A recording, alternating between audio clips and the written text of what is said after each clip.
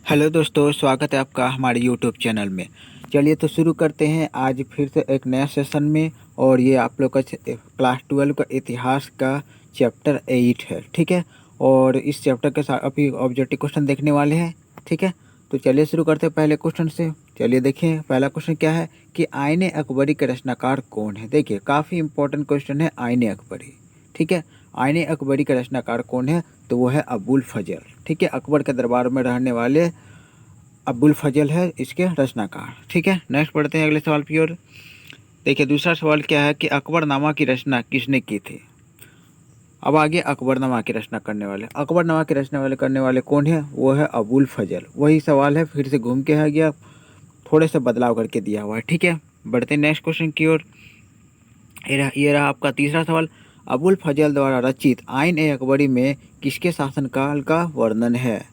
देखिए आइन अकबरी में जो है, जो अबुल फजल ने लिखा है आइन अकबरी, तो किसके शासनकाल के बारे में वर्णन किया हुआ है उसमें, ठीक है। तो उसके शासन का, क्योंकि यहाँ अकबरी का बात कर रहा है, अकबरी यानी अकबर के शासनकाल का वर्णन है, यानी कि क्या हो जाएगा आपका ऑप्शन नंबर 20 सही आंसर हो जाएगा, ठीक है। चलिए आते हैं नेक्स्ट सवाल की ओर। चौथा सवाल क्या है, चौथे में आए थे आइन अकबरी कितने भागों में विभक्त है।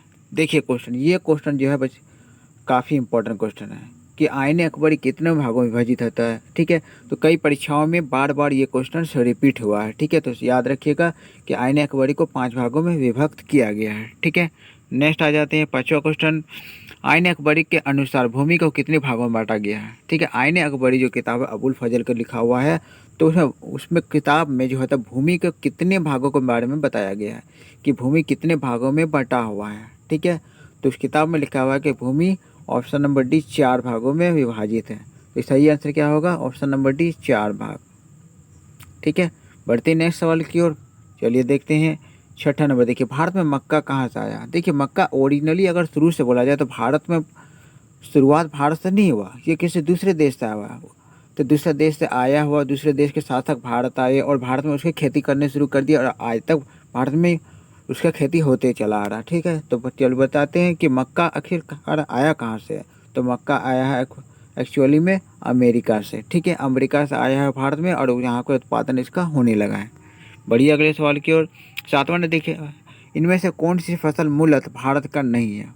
फिर से उसी टाइप का क्वेश्चन है कि इनमें से कौन सा फसल है जो शुरू से भारत में नहीं है, मूलतः भारत में नहीं है, बाद में भारत में आया है, ठीक है। तो देखिए ये मक्का भी है जो दूसरे देश से आया, उसके बाद भारत में खेती होने लगा। फिर हो गया आलू का बात, ये भी दूसरे देश से आया। फिर टमाटर हो गया, ठीक है। तो ये सारे जो हैं सब दूसरे देश से आए हुए हैं भारत में, और भारत में इसका खेती शुरू हो गया। तो सही आंसर क्या होगा आपका, ऑप्शन नंबर डी सभी हो जाएगा, ठीक है। नेक्स्ट पढ़ते हैं, आठवां नंबर सवाल देखते हैं। मुगल काल में सर्वाधिक उपजाऊ भूमि को क्या कहा जाता था, ठीक है। तो सबसे ज़्यादा उपजाऊ भूमि जो भूमि होते थे वो कई भागों में बटे हुए थे। तो कोई भूमि ज़्यादा उपजाऊ होता था, तो कोई कम उपजाऊ होता था, कोई बंजर भूमि होता था, ठीक है। इस टाइप के भूमियाँ होते थे।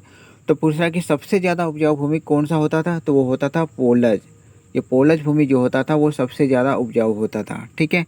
नेक्स्ट आते हैं, 9 नंबर देखते हैं। अकबर के शासनकाल में राजस्व व्यवस्था किसके हाथों में थी। काफ़ी इंपॉर्टेंट क्वेश्चन है राजस्व व्यवस्था को लेकर, ठीक है। कुछ अकबर के शासनकाल में राजस्व व्यवस्था जो है वो किसके हाथों में थी, तो वो था टोडरमल के हाथों में, ठीक है। तो ये राजस्व मंत्री भी थे, ठीक है। अकबर के काल के अगर राजस्व मंत्री पूछा जाएगा तो वो आपका टोडरमल ही सही आंसर हो जाएगा, ठीक है। चलिए 10वां नंबर देखते हैं। अकबरनामा कौन से भाषा में लिखी गई है। अकबरनामा की बात करते हैं तो अकबरनामा एक्चुअली में वो उर्दू भाषा में लिखा गया है। तो उर्दू भाषा ऑप्शन नंबर ए आपका सही आंसर हो गया, ठीक है। चलिए 11वें नंबर सवाल देखते हैं कि मुगल काल में सिंचाई का साधन डैश था। जो मुगल काल थे तो वहाँ पर जो खेती बाड़ी तो होता ही था।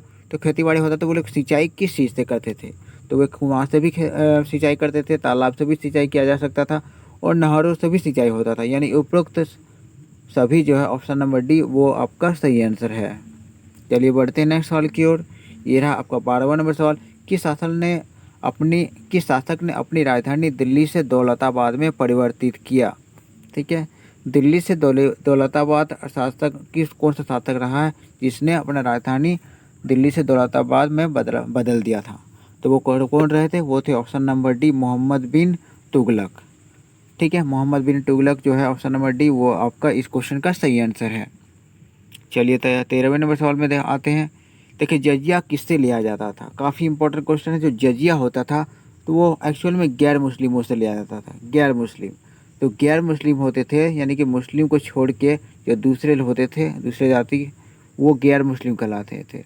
तो गैर मुस्लिमों से जो लिया जाता था, जो कर था, वो जजिया कर कहा जाता था। और गैर मुस्लिम यानी कि जिम्मी, वही बात हो गया, ठीक है। जिम्मी यानी कि गैर मुस्लिम, तो जजिया कर किससे लिया जाता था, तो ऑप्शन नंबर डी, जिम्मियों से। ये आपका सही आंसर हो गया। ये रहा आपका 14वां सवाल। देखिए अकबर के समय सूबों की संख्या थी, अकबर का शासनकाल थे जब था, तो उसमें सूबों की संख्या कितने थे, तो वो थे ऑप्शन नंबर सी 15 थे, ठीक है। 15, ऑप्शन नंबर सी हो गया आपका सही आंसर। बढ़ते हैं अगले सवाल की ओर। ये 15वां नंबर है। अकबर को आलोचना किस विद्वान ने की। ये अकबर की आलोचना है। अकबर की आलोचना कौन से विद्वान ने किया था, तो अकबर की आलोचना करने वाले विद्वान कौन थे, ऑप्शन नंबर सी बदायूनी थे, ठीक है। बदायूनी ने अकबर की आलोचना किया था, अकबर की बुराई किया था। पढ़ते हैं अगले सवाल की ओर। ये रहा 18वां सवाल। ये 16वां सवाल देखिए। ये 16वां सवाल क्या कह रहा है कि अकबर के समय खालसा भूमि पर किसका अधिकार था।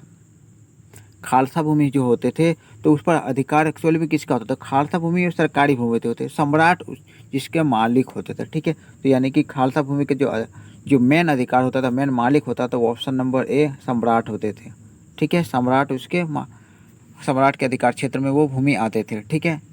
17वां क्वेश्चन देखते हैं। भूमि बंदोबस्त प्रणाली में क्रांतिकारी सुधार करने का श्रेय किसे जाता है। जो भूमि को लेकर जो सुधार करने वाले थे, तो सबसे ज़्यादा सुधार करने वाले, क्रांतिकारी सुधार किसके शासनकाल में हुआ था, तो वो शेरशाह सूरी के शासनकाल में हुआ था। शेरशाह सूरी ने भूमि सुधार में काफ़ी अच्छा काम किया था, ठीक है। नेक्स्ट आते हैं 18वें नंबर में। आईने दहसाला किसने जारी किया, तो आईने दहसाला जारी करने वाले कौन थे, वो ऑप्शन नंबर सी अकबर थे, ठीक है। अकबर के शासनकाल में आईने दहसाला जारी किया गया था। नेक्स्ट आते हैं। ये रहा 19वां क्वेश्चन। सनद क्या था। सनद एक्चुअली में क्या होता था, तो वो था राज्य के आदेश होते थे। राज्य में जो आदेश दिया जाता था उसे ही सनद कहा जाता था, ठीक है। तो ये आपका हो गया 19वां क्वेश्चन। ये रहा 20वां क्वेश्चन देखिए। 20वां क्वेश्चन में क्या कह रहा है, मुगल काल में प्रचलित किस भूमि राजस्व प्रणाली का संबंध टोडरमल से था।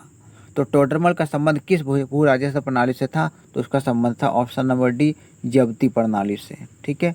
तो जब्ती प्रणाली से और टोडरमल का संबंध था। और टोडरमल और भू राजस्व मंत्री, भू राजस्व में सुधार करने वाले में इसका जो योगदान था वो काफ़ी अच्छा था, ठीक है। तो ये इस सेशन का आप लोग का ये आखिरी क्वेश्चन रहा। अब मिलते हैं नेक्स्ट वीडियो में।